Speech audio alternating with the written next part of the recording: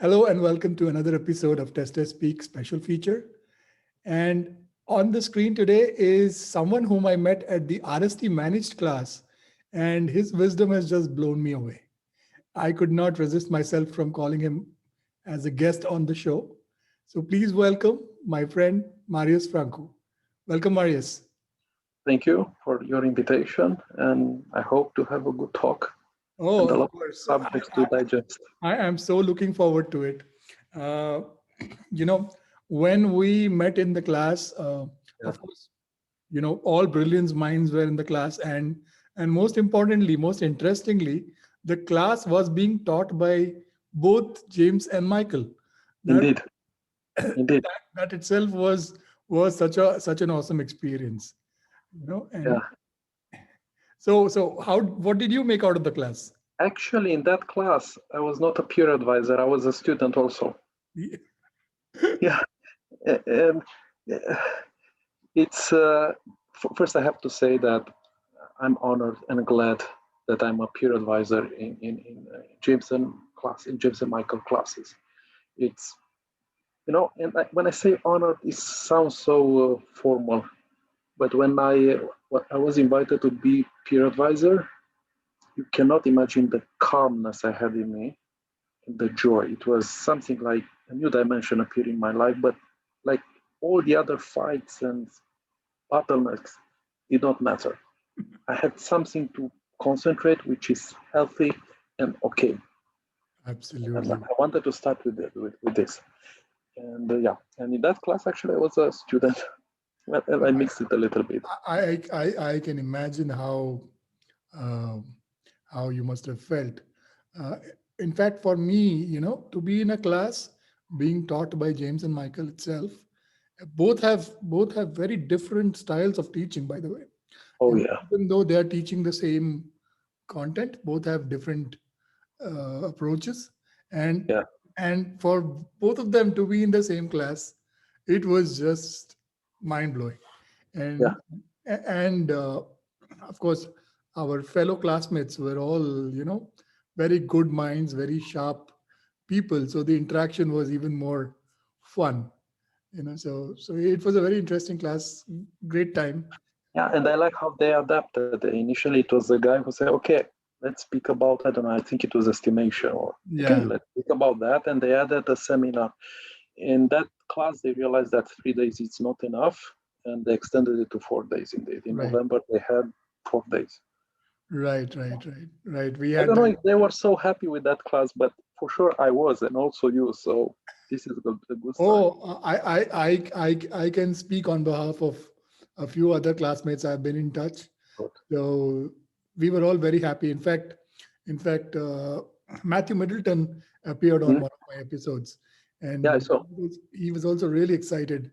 And Yeah, and I have known Matthew for quite some time, so he's of course a great guy. So he yeah, also enjoyed the experience. Yeah. yeah. Well, so first question, and this is something that makes me very, very curious, Marius. You Mm. have to tell me about it. Sensing ontologies. Ah, yeah, You have to tell me more about it. I understand what ontology is, but I want yeah. to hear it from you. Yeah, actually, I was with some friends and we were trying to find a URL for the blog. And in that moment, I was reading some papers from Dave Snowden. And also, I was reading the work of James and Michael. And I like a lot these words, ontology and epistemology, not because they are fancy and look how cool it is, but because the words are important and what triggers within the head. And Mhm. then I said, okay, let's do it sensing ontologies, is to try to sense the places and the situations. That's it. It's simple. But the inspiration was from when I was reading some papers of Snowden, which actually I arrived at the Snowden work when investigating testing work of James, and because James was speaking about complexity and stuff like that, and I said, okay, I have to approach this discipline. And this is how I arrived at Ilya Prigozhin's work, or Paul Cillier's work, or Snowden, and all of those things. And in the end, I discovered that there is an entire map of complexity. Because this is funny. I arrived at the complexity via the testing, And when I say complexity, I really mean the theory behind that. And sometimes how I see it and how James see it is different, but I like it that we respect that it's different, but that in the same time it's convergent. I don't know how to say it. Yeah. And this is how it started. I was working on another firm, and I was with some friends. We all knew about James' work, Michael's, Dave Snowden work, and oh, it really looks nice. Why not? And that's it.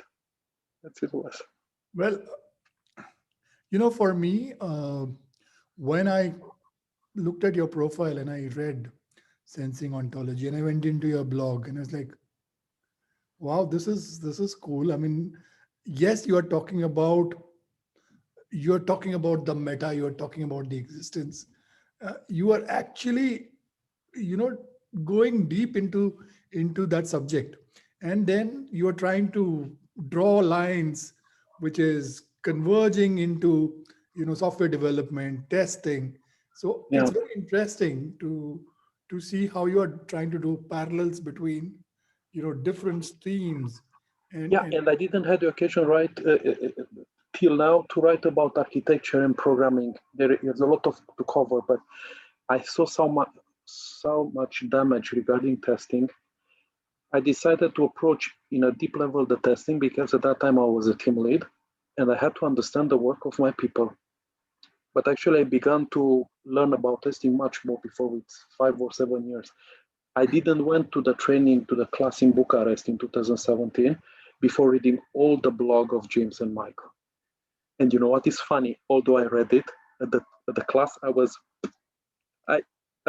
so so student. How to say it? I didn't feel it like I read it. This is how intense it was, that class for me. And then with the style of James of being very harsh, but in a respectful way. Oh, it was. yeah, no. So I also went into this class of James and Michael, having not read all of their work, but quite a big chunk of what they have written, what they have said in conferences. I watched their videos over and over again, and I went into the class, and I was still like, wow, they have so much more to offer. It's like Yeah. it's like, oh my And god. he was going with the slides and practically everything I read. Wait, what? No, they were not okay put in my head. They had to be arranged in another way. It was mind blowing. And Exactly. it helped me also in programming and management because they had something very special, which I have to mention now. It's not just simple beliefs, simple opinions. The things they are doing, it's rooted in science. They have homework done. They read cognitive psychology, neuroscience, anthropology, sociology. So it's not just some fancy stuff and that's it. It's about theory and practice together. Yes. And I mean, look at the very idea behind talking about heuristics. I mean, It's a it's key point in complexity. It's a yes, key point. Yeah, because it's so much uncertainty that you can't deal with exact rules. You have to use some guiding stuff which you know that are workable till a certain moment. yes, And yeah, and it's no fooling around. This complexity, for example, brings the notion of attractors. A yeah, manager, a scrum master is an attractor. If it's not a good one, it can damage all of that stuff. yeah, Diversity is another important in complex system. Why? I need to bring diversity in order to have resilience, to resist to the changes and problems. If the tester is the same as a programmer, how is the diversity will help me? It will correct. not. This is a big problem. That's why for me, testing, it's about discovering those patterns, important ones within the product, which lives within a social environment, those patterns which are important.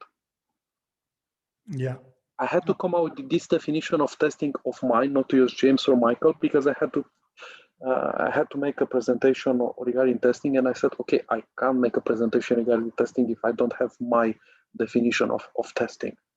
And again, when I say complexity, for example, imagine 10 dots connected. Yeah, And the number of connection, I don't know, it's 42 n multiplied by n minus 1 per 2, but the number of possible patterns is more than 3.5 trillion. Yes. And this is just, and one dot can represent an event, but an event at a certain scale can represent an entire process on another scale. You know, complexity from the outside world means a lot of things mangle like a fabric, which we do not know the collection very clearly because between the cause and effect. And we have to tangle in that. Yeah. So this is what it means when I say testing and complexity and the patterns. Not having a requirements document, write some test cases on that and verify that it's working. It's insane. I can't do that when I have trillions of possible patterns on which I have to make sense what happens there.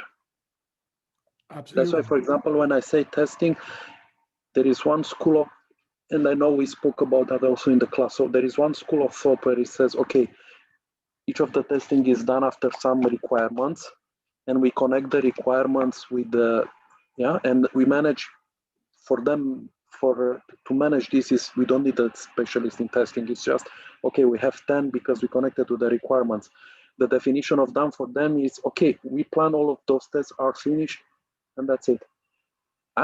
I'm not on that part of thinking. For me, it's testing means I have to answer some answers. I have to answer to some questions regarding the product to see the risks. And the definition of done for me is, did I answer all the important questions regarding that? Absolutely. Yeah, and when I say that, I mean, say someone will say, oh, but Marius, it's I have test cases. I can switch people from one part to the other. What you say is not touchable. Oh, yes, it is. Because we can use, for example, the product elements and an indication to see, okay, can even for a user story or an item or whatever it is, it's very touchable on each of the items. So when we speak about the feature, we can speak about the structure, the function, the data, the interfaces, the operation, the time. This is one thing. And then the quality criteria, reliability, I don't know, charisma, security, stress, stuff. So it's very touchable, so we can plan this. I just wanted to make the distinction because when I speak about testing, I really mean about the complexity and the uncertainty, and especially about the context. Everything is within a context. So I was wondering, is it possible for you to put your definition of testing in one sentence? Yes, it's, as I said it, find the important and meaningful patterns within a complex setup. And when I say complex, I think about complex adaptive system, that theory. Beautiful. Yeah. I think, if we understand that definition, I think all our bases will be covered. Now, I especially want to draw your attention to something that we discussed in the class, and we were discussing just before we began recording about testing going really bad. Yes. Yeah. So, what do you think is wrong with testing?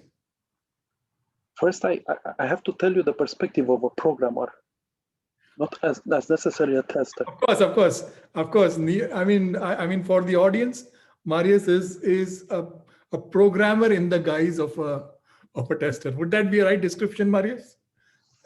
Let's say it's working. Sometimes I feel that I'm a programmer by day and a tester by night. If it's work, this definition. It's like you have a cape and suddenly you're a tester and it's in a bad shape because I want someone to help me, not an enemy, to see the things I miss. I know already algorithmically how things should be.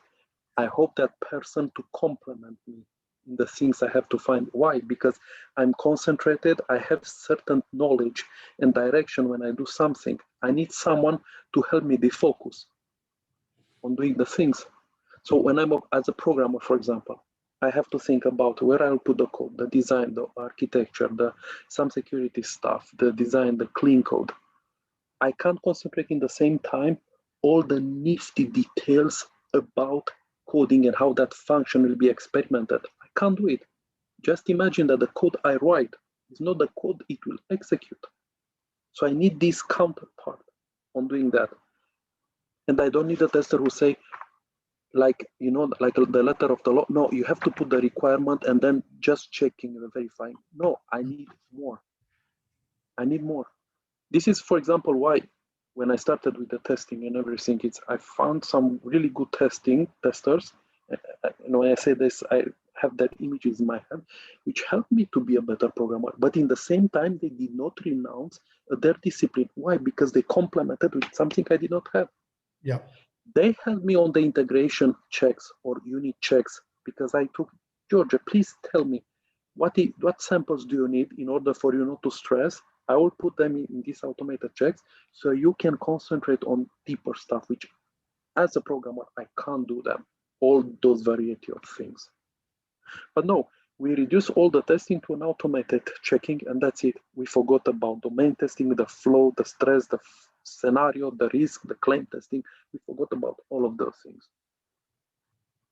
And this is a problem. And again, as a programmer, even as a product owner, there are certain patterns activated in the head, which luckily or unluckily, are different than one of the testers, because again, it's like when guarding a president or chief of state, like your queen, it's there in Netherlands. It's different, the mentality of how to do it. And you can't do it in 15 minutes, this kind of switching of context. And I need that perspective.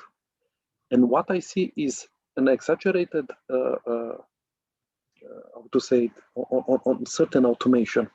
I don't need that. I'm a programmer. I can automate certain things with my team of programmers. I don't need another tester who is not even tester, not even coder, who code what. I saw a lot of that automation code via Selenium and others. It's awful, that code. I had to maintain some of that. It's awful. And why? Because the design is not okay. That's why, for example, it has me this perspective or architecture and code and structure of the things, because I know that, for example, I have a heuristic, and sorry for the guys who love, persons who love Selenium, but when I see Selenium, for me, it's a heuristic that it's something very problematic with the code. For example, we were hiring the tester. I didn't want a programmer. I needed someone indeed to complement me, because already we are two programmers in. We know how to code. Yeah. But how we forgot to experience with the product. Initially, when I heard it from Michael Bolton, I didn't understood it.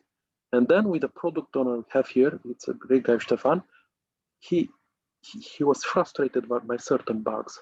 And then I resonated perfectly what it means experiencing with that thing, to feel the pain, to feel the frustration, not so often the joy. We need that. I can't focus instantly from one part on the other, and I can't reduce.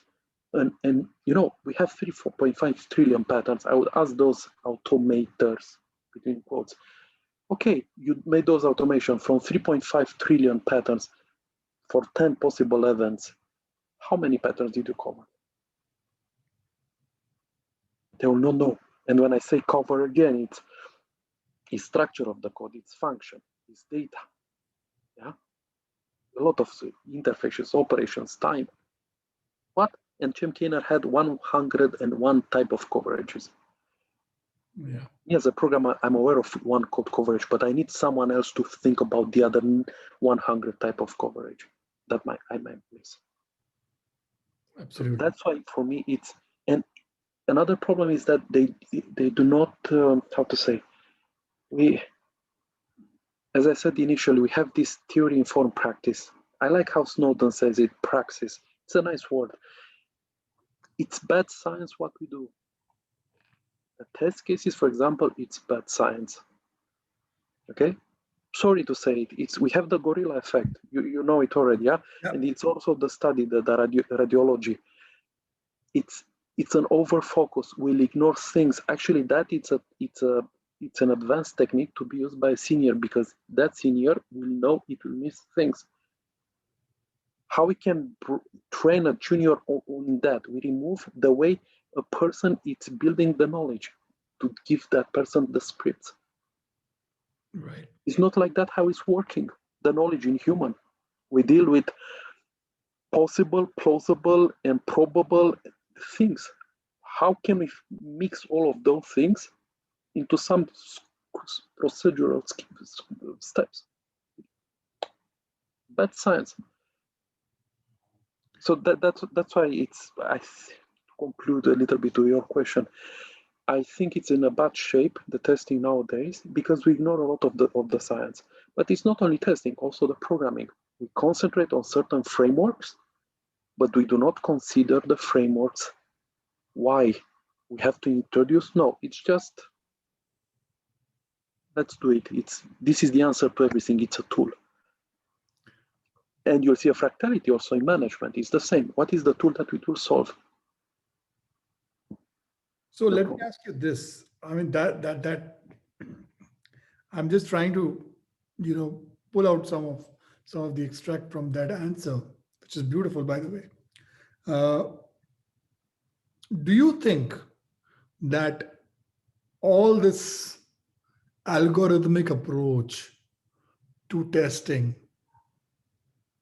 has somehow diminished the craft in itself? The craft is gone. Do you feel like that?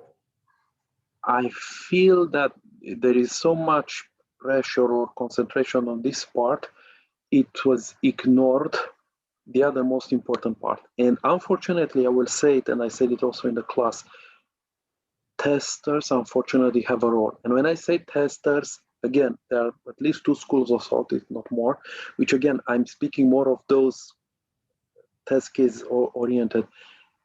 If that one entails to a procedural script by script, of course there will come some programmer and say, okay, wait, I can do that. I don't need you.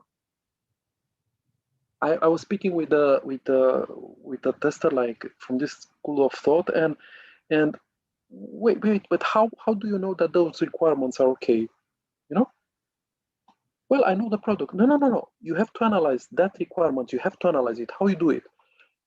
She didn't know what to answer. And I was searching, for example, the Mary had a lamp heuristic from Jerry Weinberg book, or others, to see exactly, is it feasible that stuff? At least to take, okay, not naming that way, but something to analyze the text. No. And of course, if that kind of school of thought also, as it's for them process is not what we imagine. It's again, scripted stuff. 1, 2, 3, but not usually this is a process. Usually it has another dynamic. And of course, someone will come and say, we don't need you, I can do it. Yeah. And again, it's another thing also. I'll go a little bit deep, but I think it's important. Plato was very harsh a little bit with the knowledge. He said that knowledge has to be justified through belief. Yeah? But it's in our day-to-day life, we don't have that. We don't have always to justify it and to be sure. So that's why we have justified knowledge, belief, true belief, possible belief, and probable. And suddenly you have multiple type of knowledge here. With possible and plausible, there is no certainty. You can't estimate on that. You can't ask for quantified estimation. That's why, for example, in Scrum, is there in the first phrase, it's for complex systems. Those guys knew why they put it. That's why estimation in Scrum, it's waste, because it will change the next thing 9 in the morning. We forgot all of those things. Oh, those are so easily ignored. I cannot tell you. I mean, I will tell you about a situation that I was in a few months ago. So we are trying to build a product, and it's still, people are sketching the architecture and all that, and then they ask me, okay, so how are you going to test it? And I'm like, what do you know about the product? What do you know that you can share with me so that I can start thinking about it? Tell me, what are you building? And then they told me something. And then I asked them, why? Why are you doing this? And then they told me something. Then I again asked, why? Because, I was trying to get to the root of what they were trying to build. What was the problem that they were trying to solve? And so often in my testing journey, I have seen that people forget that we as testers also are responsible for finding a solution to the problem at hand. A lot of times when we talk about automation, what we are doing is we build a framework, and most of the times we are trying, or there is a already built framework, and we are trying to fit that framework into the product that we are trying to test. So instead of solving the customer's problem, we are solving the problems created by the framework. Yeah. And Here it's about seeing the intention. James Michael has that quadrant regarding agility. yeah, It's about the intention. There we should help. And I will say that it's not one problem. Usually there are multiple ones. yes, And we should help there. But then again, like when we plan the trip over head of state, we plan it, we see the intention, but then we also have to be on the field to be sure other unexpected things, which we will not know, will not happen. right, So one does not contradict the other.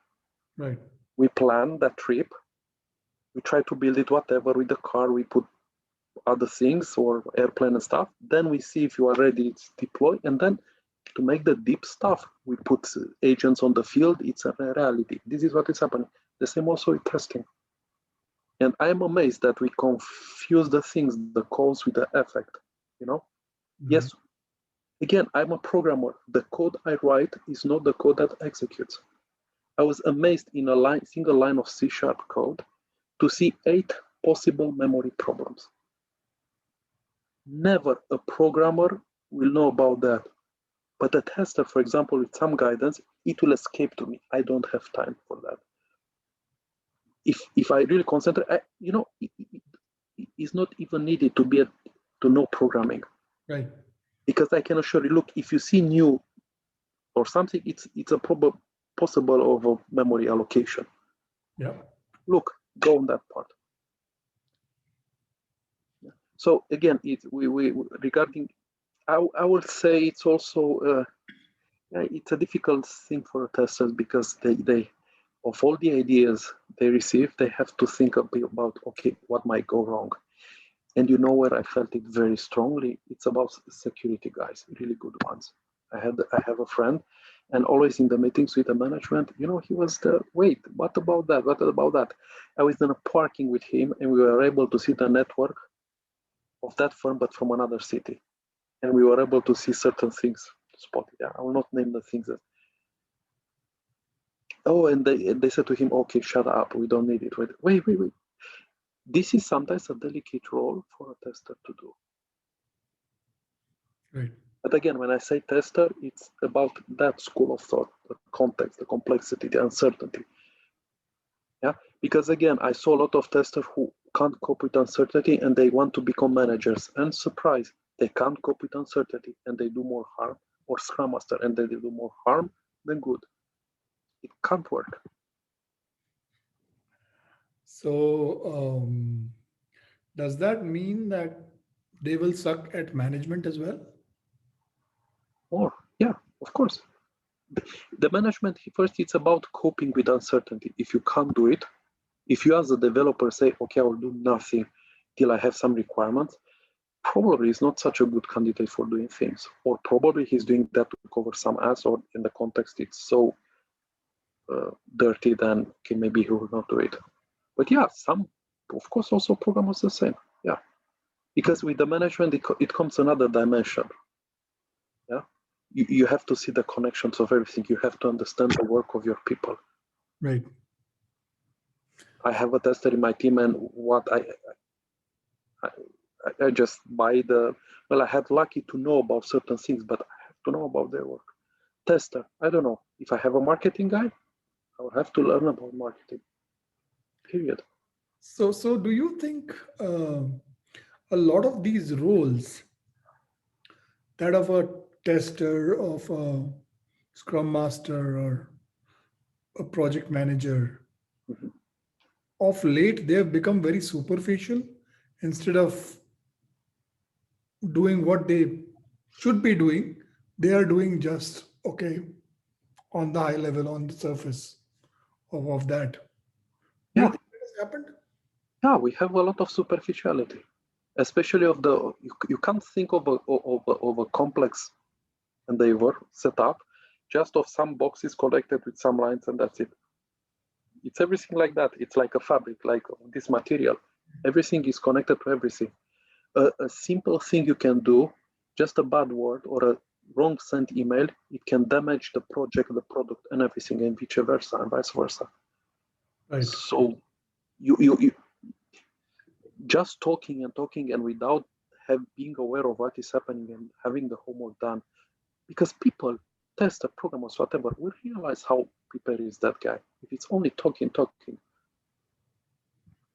and sometimes this is a problem. It's not enough. This Right. is what I think.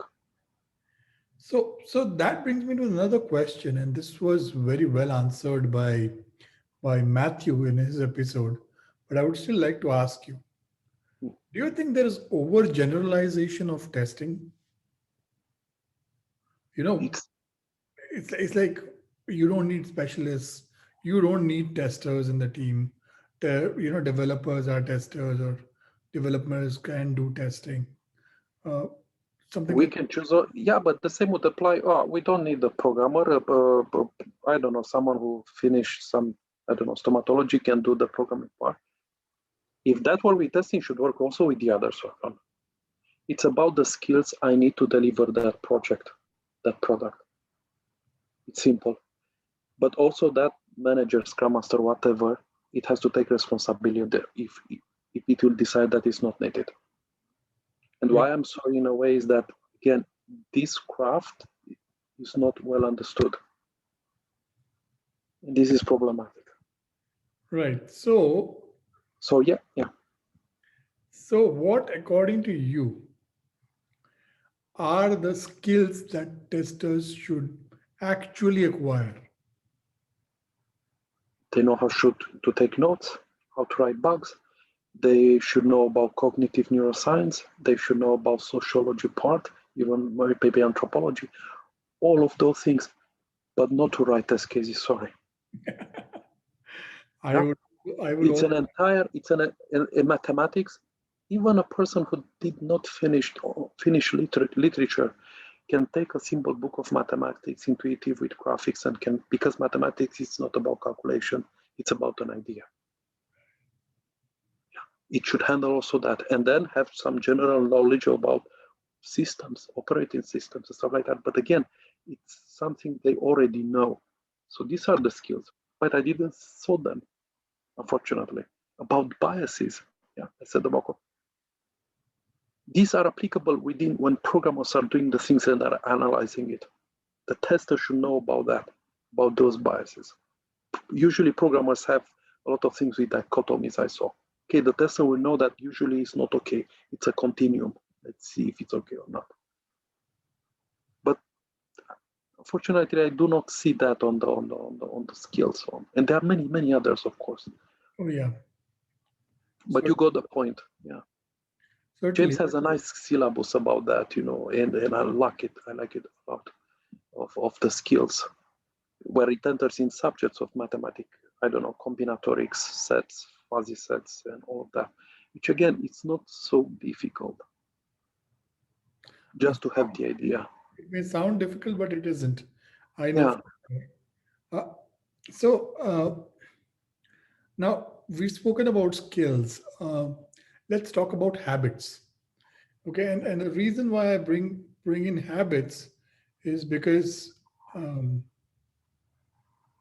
it's very important that while we focus on skills, we complement them with certain habits, because skills alone may not take you where you want to be. For example, something as simple as the habit of reading. A lot of times testers with good skills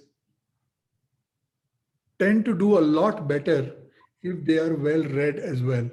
If they have read from the research of, say, for example, what Jerry Weinberg has written, or for example, what what James has written or Michael has written. So, what is your view on some of the habits that testers should have alongside the skills? It's I was trying to make now in my head a parallel also of the habits it's a programmer should have. It's um, for a programmer, you should have this kind of habit to clean up constantly the code and stuff like that. On the tester, to continue to search, to do not stop, even if it's blocked. Okay, let's play. I go to take a coffee, plunge in, and then go out, and again. There are some actions who has to be done. Then the habit will appear, even if we do not have. It's not there in the moment. We have a word. We have a saying in Romanian: "Eat and the desire to eat will come." You know. Sometimes I think we need that in this phase. At least, yeah. This is what it is. This is how I see it. I try not to quote others. I try to give this kind of things. And that is why I admire talking to you, because it comes as original content. And obviously, I mean, when we We talk can. about when we talk about testing, for example, a lot of people have their definition. A lot of people will quote probably from RST or whatever class they have taken. But the very fact that you had a different dimension and a different definition, that's what got me going. Now, I can go more deeply and connect habits with actions, and please. action is related to knowledge. Look, I think it's very important also for the testing, and we didn't spoke in the testing class, but I think for testing it's important to make a differentiation between data, information, and knowledge. Data, which is something which is discernible. Information, it's something we notice as significant regularities. Right. And knowledge, it's about belief, expectation. It's a psychological dispositional state to do something. It's what makes us to do the actions, by the way. So also knowledge, if we'll feed up, it will affect our actions and I suppose also the habits. Right. No, I think I think it's a very good distinction to have between data, information, and knowledge. It helps because, for example, it helps explaining why, you know, that James and Michael say in the class, we speak about a lot of Harry Collins' work about Tacit and Explicit. Well, because we know about this difference about data, information, and knowledge, we have the Gödel's theorem, incompleteness theorem, where it says very clearly that there is no codification or abstraction form in order to get all the narrative knowledge we have in order to expose the embodied knowledge. You know? That's why, for example, it helped me this differentiation and also to use also another to make sense of what is happening. Not only is the tacit, is the explicit, and by the way, I use narrative knowledge is between them. So it helped me this differentiation also to understand why it's actually impossible. Like Poliani said, it's we know more than we can say, yeah. And then why Snowden continued. We say more than we can write. I have emotions now. We know more than we can say, and we say more than we can write. He continued. Brilliant. Wait. We know more than we can say, and we say more than we can write. Right. Yes. Yeah. Correct. It's continuous. Poliani, the first part, and then continue. And when I read about the Gödel's theorem, I had this data, information, and knowledge. It applies from data to information, and then by application from information to knowledge, it helped me again to see what Harry Collins said about this. That's why it's what we based the testing on the requirements with the test cases. Wait, we have two different things from science. We tell us, well, wait, something is not okay, and we continue to do it. Well, before I proceed, I want to tell you something. Not only are you a good tester, but you are a very good mind reader. Because the moment you said about data, information, and knowledge, the next thing I was going to ask you was about tacit and explicit knowledge. Okay, and you said exactly the same thing. You read my mind, and that's why I could not stop smiling, because that's the exact question that I had. And Now, yeah, and I want to go a little further with that question. With yes. so, as a tester, is it important for me to focus on tacit knowledge, or to focus on explicit knowledge, or is it immaterial where my knowledge is coming from? Well, actually, I don't think you can do something explicitly. A lot of the knowledge a person has is actually tacit. And that explicit one feeds back into tacit. So I only hope that that tester or programmer or Scrum Master or manager will read a lot and try to build those experiences and information and data in order to gain the knowledge. So would So you share some more light into, you said you use the term narrative. So can you throw some more light on the what you? narrative, it's metaphors, images, icons. It's between the tacit and explicit. It's something which has to mediate. This is from the work of Max Boyso, by the way. I'm deeply influenced by this guy. And again, tacit and explicit are not dichotomies, are on the same continuum. And Yes. sometimes, let's say between quotes, in the middle, is this narrative. This is what James and Michael do to expose what their embodied knowledge, the tacit one, outside. Yeah, the narrative stuff. We can't get everything because of Cobalt theorem of the narrative. And with their narrative, can't get in narrative form everything which have their knowledge embedded. But we know it. Wow. I mean, well, you've got me thinking really deep now. Um, well, for the audience, guys, you need to listen to this again and again. And obviously, I'm going to try and give some references to what Marius is talking about. Marius, Yeah, I will provide some links. Pepe, the people we mentioned will yeah, provide some links in the you comment. can Yeah. send me some links. I will add it to the description of this Yes. particular video, Yes. and so that people can read through the content that we are talking about. Now, it is very important, if the audience is wondering why are we talking on this subject, is because in order to understand what is wrong with testing, we have to understand these few things. Okay, Yes, and we have to go to the basics. We have to understand the science. absolutely, and we have to understand the relationship between all these things. For example, how is data related to information? How is information related to knowledge? And not just superficially, but actually going deep inside. And unless you have dived deeper, I mean, what's the fun in staying superficial? Uh, I mean, let's take the example of people who deep dive into the sea, and people Yeah. who swim on the surface. They don't get to see the corals. They don't get to see Yeah. the beautiful fish. People who dive deep enjoy, right? So that's my analogy to that.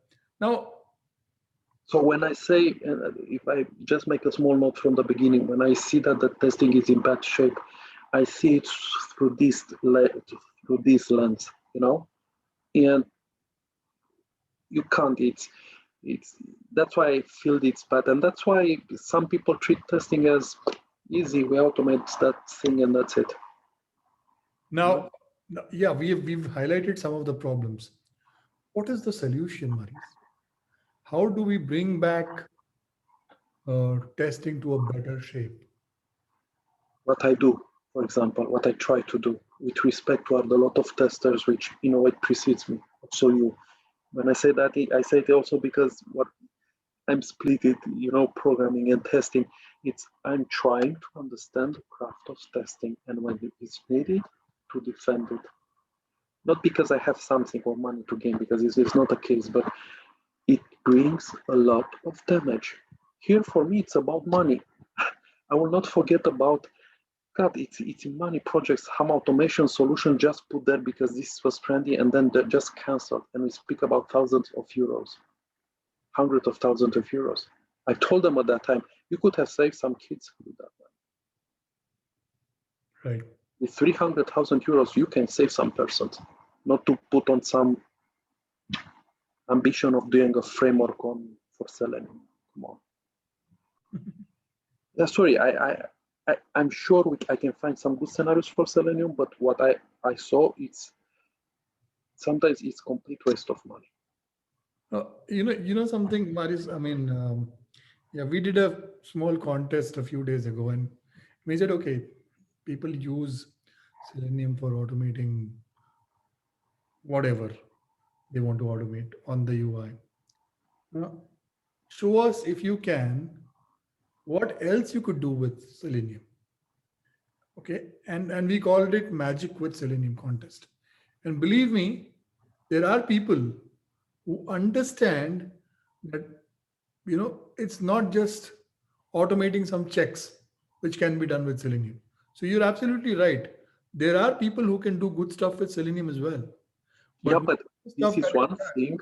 And what we see, actually, to have 2, 3, 4 people full-time involved in that, sometimes it should be something like you build something far away and that's it. It's a technique to be used. And no, it occupied the entire scene. Yes. And for the audience, I want to clarify that neither Marius nor I have anything against Selenium. And we are an example of Selenium. It applies to any tool, anything. Okay. And let me explain you why. Talking about converting some test cases, some manual test cases into some automated whatever you do. It's not testing. It's not testing. It's converting. Yeah, it's a part of it. It's not entirely testing. So now I come to the next question, since I brought up the word manual. What are your thoughts about manual testing? I'll give you an example, my preferred example. 3, 4, 5 years ago, I was in another firm. I was going up with the elevator, and some person from marketing entered the elevator. And that person also handled the CVs. And she asked me about a manual tester. And in that moment, my blood pressure went up. And I asked her if she's doing manual marketing, literally. It sounded bad. I apologize. She looked strange. I said, wait, I apologize, but I wanted you to feel how bad it sounded when you said to me as manual tester. How can I go to a woman and say, you're a manual person? No, it doesn't work. So this is my opinion, how stupid it is. Yeah. So we spoke about some concepts now, theory of complex systems, about cognitive neuroscience, about mathematics, the skill should have, and we call that person a manual. Right. Though I don't know how manual Scrum Master or a manual manager will react if we tell them that. Or a manual CEO. Exactly. But that is my experience, and it was, she didn't say nothing. Of course, she didn't have nothing in the power. But you know what? What is more disturbing in that is that I still found testers who call themselves manual and they want to be manual. That is tragic. Okay. Yeah, that is why, that is the exact pain that I have.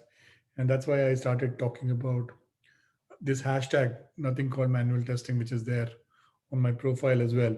Well, it started off as a way of saving space on LinkedIn, the character limit. So I put a hashtag and saved 2-3 characters because I had to write a post within 1300 characters, and people started resonating with it, and I believe in it strongly. I mean, stop calling these activities as manual. It's not. You are not a labor. If you look again at this procedural scripts, this way of thinking, it's in the end, we also a little bit remove from the agency of the person, to be a real agent, actually to be a real mature person. Say, no, I don't care if you are 30 or 40 years, you will do these exact steps. You see the problem? Yeah. And that's why, for example, I don't agree with that kind of school of thought. I want a mature person to handle responsibility and even the failures that person is doing. So although at the first level, it doesn't matter, okay, test case did the other ones. No, it's about the intentions. By the way, intentions are complex. It's deep that. Why I say that? Because it's about condition probability. By the simple fact that I decided to speak with you, I will not speak with another person now. The same is with the intention to do the things, the actions. Yeah, it will direct my behavior, action in a direction, not in the other one. Right.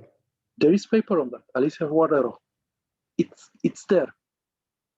That's why it's important, this differentiation. And I said it, okay, I'm part of this school of thought, not this one. Okay, so you've been saying that test case. You've been talking about test cases. Now, one of the arguments that we get often when we talk about test cases not being the way of doing actual testing, one of the arguments that we get is, how am I going to show my effort Yeah. of what I have tested? Also, when I do something, for example, if somebody else had to do this exact same thing, how will I pass it on? So if I do not have test cases, how will somebody else take over my work? Okay. So first of all, I think we have to say that as humans being, we are also situated processing agents. Yeah. I mean, for the simple fact that you are on the other part of the Europe, the same data which will arrive at you, the info you'll get, and the knowledge, I'm sure it will not match 100% with what I have. Right. So even if you put that script on that person in front of it, it's not that it will handle, again, it's science, it's not that it will perceive it the same as it is. Yeah. And then it's about the managing, the how to see it. And by the way, I already have for the last year 2 audits passed without test case report here. 2 audits ISO. And now we prepare for an IEC audit. It's so simple to do the thing, to build a coverage of the outline of the feature, to discuss about the risk, to put it there, and then to say, okay, I will do a performance, I will do a functional, I will play with the data, domain testing. It's there, you only have to say it. And then it's this is another difference from that school of thought where I am and the other ones. If it's about test cases here it's about the activity. And I will tell you why it's important. It's about because of the reification error. Yeah. It's one thing to say, okay, you are happy or sad, but I can count the number of times you smiled. It's totally different things. They treat the test cases as it's an abstract thing. We can't, but an activity, I know we work on 90 minutes or something. This is very important. It's diametral opposed. And we can count and we can manage those activities. It's simple. It's named session-based test management. It works. I've tried it with programmers. I have to test a component. It's a very smart cache component, but I didn't want to act as a programmer. I didn't want to understand necessarily the code, but to test it. And okay, a little bit more context. We have a joint effort, 2 divisions, to do something. And that person made this component, and I said, okay, how I can help? And I said, I know I can help in an honorable way by doing the testing, real one. I knew already what it has to be done, more or less. Then we discussed to see the risk, what is easy, what is expected, what is difficult. Yeah, I put literally the risk. How many? 5, 4. What is easy? What is expected for me to do? And then I began to test. What? For the performance. for doing some stressing for the data. I had it there, and I actually create session test notes on that, and I packed it up. There is tool, Michael shares it, and James always in the classes, and it's also available on internet. And I was able to show my notes and everything that, look, indeed I cover those things, and what kind of coverage, as I said it already, multiple types of ones, and also to see the details. And it was there, and it worked with the audit. But I'm happy to say that if it worked with the audit, it's because my local manager here, Augustine, gave me a chance first to apply it on an internal project to show them, look, it's something. It's working not as you think. And I was happy because that was the seed I needed. Yeah. And it's working. And it's not abstract, it's very tangible. Yep. Because I need to cover that product from multiple perspectives. And I can say for 90 minutes, it was data, stress, and then it's only activities. That's it. It's so, no one can say, I showed them. No one said nothing. And you know what? It really looked professional also to programmers, damn good programmers. Not to come with some test cases, that's it. When they saw how I did in those times, in those 2 to 3 weeks daily, and also to see the list with the risk, with the test strategy, the test ideas, which were derived by risk, is not such a big thing. They were, what? And it's going. But again, I think the key point is to understand it's the test activity is not just an artifact, and that's it. I have to write about that because it took me. If somebody wants to put it in an artifact, they can, but don't treat it like one. It's I think it constrains, not in a good way, the actions. Yeah. This is the problem, because I want liberty. I want to give autonomy to that person to do certain things, even if he doesn't know. And at the same time to say, okay, we covered that, but in a shallow thing. It was just a discovery part, you know? And it's okay, it's not useless work. Anyway, we know how to the product behaves. If not, anyway, there is a manual for the other ones. I don't need to rewrite those in other ways. I don't need those results. I know what should be the results. Tell me the problem, concentrate on that, and see if there is a problem to discuss it. Don't lose time to write those results. It's losing time. And then it's also over-focusing on that. Remember, 3.5 trillion patterns I need on each release to put variation on that, not to run the same automation. James Buck has a nice example with the minefield. Okay, do my automation to verify the same path. I know already it's okay, more or less. I want to clean up the field of mines. I can't do that, like those kind of things. Right. I don't know if it answered your question. Oh yes, of course it does. I went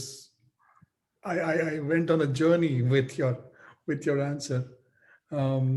So the secret is, again, we try to avoid the reification error, and it's interesting because it took me a long time, and when I say a long time, it's 1.5 years, and then I dare to ask James. He said, "Oh yeah, of course," because why I say that is you asked me about the skills. Another dimension in the skills is the critical thinking. Yes. There is the reification error, the continuum stuff, and other things which are deeply important for a tester. Mm-hmm. Absolutely. Yep. So, well, that was intense. So I want to make it a little lighter, and I want to do a little rapid fire with you. Okay. So I'm going to ask you a few questions. Okay. And you have only 5 seconds to think of an answer. Okay. It is a multiple choice question, and you will have to give me the reason why you have chosen that answer. Yeah. Okay. So, first question. If not testing or programming, what would Marius be doing? Oh, I think managing. Okay. it's interesting. It keeps me. Why I say that, or to arrange the context. If I'm needed in a place and I think I can do something, I will try to switch the role to help in that part. At least if I can, if I see I can do it in that sense. Okay. This is the. Okay. That's why I said it. And let's assume that COVID all of a sudden disappears, like now. Which is the first place you would want to go to? I think I will go to your country because I have to meet with James Coplian regarding architecture. And it's an important topic for me. And I have to handle it because it's very connected. Real architecture is very connected also with the testing part. And I think that me as a tester and as a programmer, if I can connect it in a useful way, not to how to say, to annulate, to make the other one disposable. No, to build a bridge, but in the same time to acknowledge the importance of tester and programmers. I need to do that because architecture is very simple. It's about what the system is and what the system does, and those two things should be kept separated. It's the most difficult things to do. You know how, when I said it like this, you already know that how the tester can help in a lot of ways. The programmers only have to understand how to encode it, which is very difficult. Yeah. You see, you need both. What the system is and what the system does. That's a good with the testing and then with the patterns, Scrum patterns. That's a good idea. I didn't think of it. Probably I'll also do something similar if the virus What disappears. the system is usually does not change so much. What the system does changes a lot. And what the programmers do, they concentrate on putting Angular, React, Mongo, and other stuff, not what the system is or does. A fetish with the tool, the same as is happening with the testing. A lot of tools, no, you have to think, let's see if it's okay or not. All right. My next question for you. What's your favorite food? Pasta. 3 times a day? No, maybe once per week. But I like a lot pasta. Well, I'm also not once a week, but yeah, once in 10 days, maybe once in 2 weeks, kind of a pasta guy. Not so much into it. And what sport do you watch or play?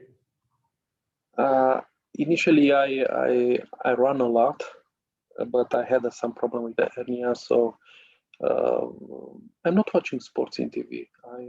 I really hardly wait to go to the gym again to continue my exercises for the back and everything. I really did hardly wait. With your kids. Sorry? What do you play with your kids?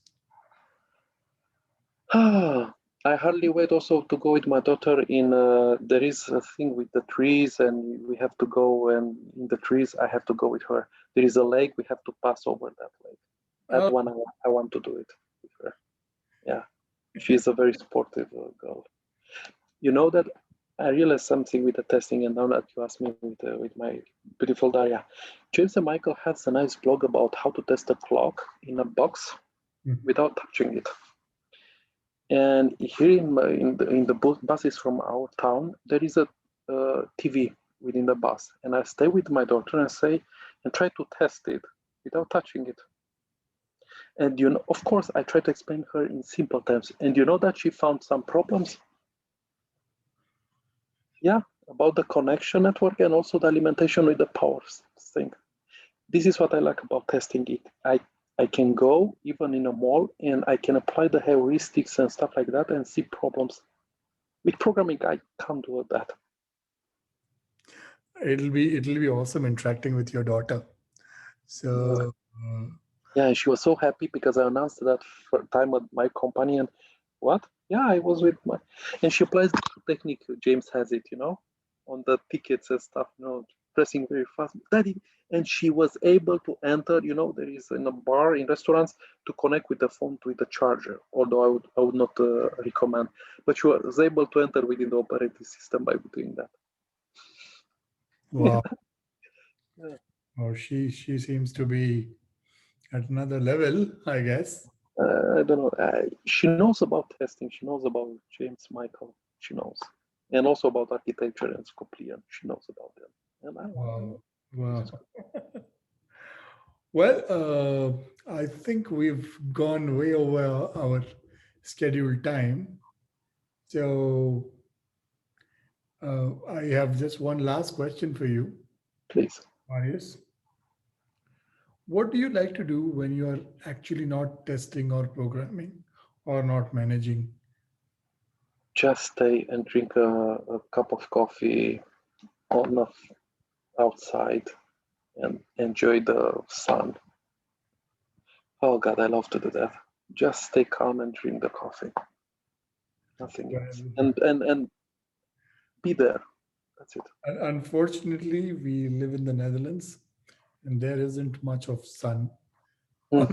Most times it's mostly cloudy, but yeah, we've been fortunate that over the weekend there was some sun, and there will be supposedly there's supposed to be sun through this week as well. Some nice weather for us, and it goes up to I think 12 or 15 degrees, which Okay, this quite is good. pleasant, which is quite pleasant. Yeah, hardly wait the spring and go outside and drink a Oh coffee and just enjoy. That's it. yeah. Nothing else. Well, it was such a pleasure talking to you, Marius. Also for me. Thank you a lot for the invitation. You know, I should have done this a long way back, but somehow it has happened today. And Yeah, maybe we'll have another one in the future. oh There are yeah, still of some course, of course. topics we can Like I discuss. said with a lot of my guests, that I am already planning a chapter two with a lot of guests who have appeared on my show. Because And I had to say that in a way I feel strange that at least from the group of peer advisor, but there are the good ones there like Alex Simic or Clara Yanova, or yeah, it's know them there in your agenda and have a talk with them. of course, Please, Dwayne also. because my list of guests is growing, and Mhm. uh, you know, like we had in our situation as well, there's some scheduling and then rescheduling, so people's agendas are also busy. Yeah. So of course that happens, plus sometimes my schedule gets uh, so jam packed, like we are doing this at a very odd hour when at least one of us would be in deep sleep. Mm. And that's me, of course, of course. So but in any case, I think we will definitely do a chapter two, and like you It will said, be my pleasure. I mean, there are a lot of other good Yeah. people that we need to call on the show. My list is definitely growing longer, and I am hopeful of reaching out to them soon and getting their appointment soon, so that I can do more episodes, because this was phenomenal. Okay, I'm glad if you like it. I would have liked to discuss about more stuff, but I know, you I know, know, I there's know. a But you know, agility and I, skillful thoughts and balance. It's so many. I will tell you something. And I'm saying this on the show. Audience will watch it and then they'll realize. A lot of people say, "Oh, one hour is too long." Mm. I'll tell you that for such discussions, even 2 3 hours is not enough, because when we are talking about testing, I think we can go on for at least 4 to 5 hours. You know, so that's the kind of thing. So please share the links of the content that you were talking about, and then I will share it in the Yeah, description. I will send you the links, the author, the books. I Yeah. said some names. At least I will give the Amazon links to the books, or Yes. yeah. Yes. Yeah. So yeah, it's people should know. And of course, I will recommend people to obviously reach out to you, um, to learn directly from the horse's mouth. And like I was saying, we will definitely. Didn't have the occasion to speak about India. I know about Indian stuff since I was a little guy. Next time. Next time. Okay. Okay. What do you know about India? Let's do it now. Since you spoke about it, let's No, it's just a little when I fun. was, sorry. I said just let's just have some fun. Yeah, it's okay. It's about a woman who think a lot of. She was a singer, and actually in your country was received on the red carpet. It was in the 60s or 50s, and it was also very interesting. The orchestration, which was done in Bucharest, in your country was done with 3 or 4 conductors, but we had a real master of conducting, Sile Dinicu, who was able only him alone with 15 people to do all those kinds of sounds. Sile Dinicu, who is the nephew of Grigoraj Dinicu. This is how I know. Then it's the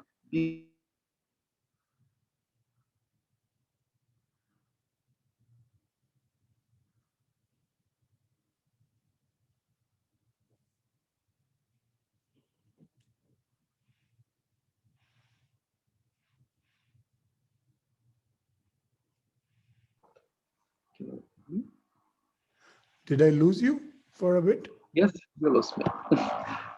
I think you'll have to cut it when I began to speak about Indian. No. It's okay. I think people will understand. This Yeah, is how technology works. Well, thank you so much, Marius, for giving me your thank you. evening. It was such a pleasure talking to you. Would love to For me also. venture deeper into these subjects. I mean, some of these subjects are very close to my heart. Probably uh, enlightened by the thoughts of James and Michael, and then now reinforced by you, the amount of knowledge that you have, the wisdom that you share. Each time I speak to you, it's like it just keeps growing. So Thank you. we will obviously keep in touch, and I will invite you soon again. And I'll join whenever you say. I will be more than happy to speak with you. So next time we will probably do um, a YouTube live session so that we can take live audience questions, because that's going to be very interesting, because Yeah. these are deep subjects and it's better to Mhm. do with a lot of audience interaction. I Yeah, think I think we should plan that. it's a All good right, idea. Marius, Thank you a lot, thank Richard. you so much. See you soon again. Bye bye. Bye.